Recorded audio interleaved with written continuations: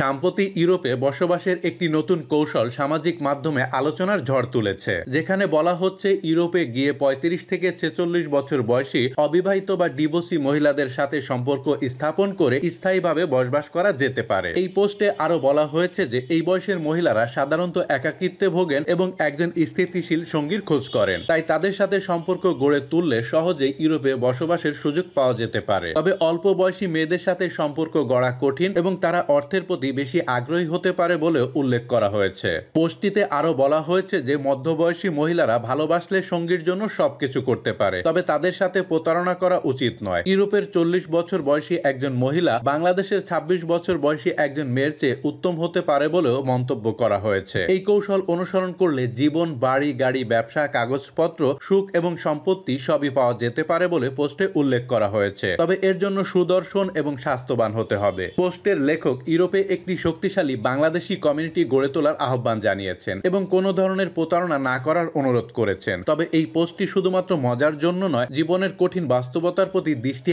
আকর্ষণ করার জন্য লেখা হয়েছে বলে উল্লেখ করা হয়েছে। ইউরোপে জীবন সহজ নয় এবং সেখানে টিকে থাকতে হলে নিজের পরিবারের জন্য কিছু করতে হবে বলেও পোস্টের লেখক উল্লেখ করেছেন। এই পোস্টটি সামাজিক মাধ্যমে ভাইরাল হয়েছে এবং অনেকেই এর পক্ষে ও বিপক্ষে নানা মন্তব্য করছেন। কেউ কেউ এটিকে ইউরোপে বসবাসের একটি বাস্তবসম্মত উপায় হিসেবে দেখছেন, আবার কেউ কেউ এটিকে অনৈতিক বলছেন। তবে এই পোস্টটি যে ইউরোপে বসবাসের নতুন একটি কৌশল নিয়ে আলোচনা শুরু করেছে তা বলাই বাহুল্য।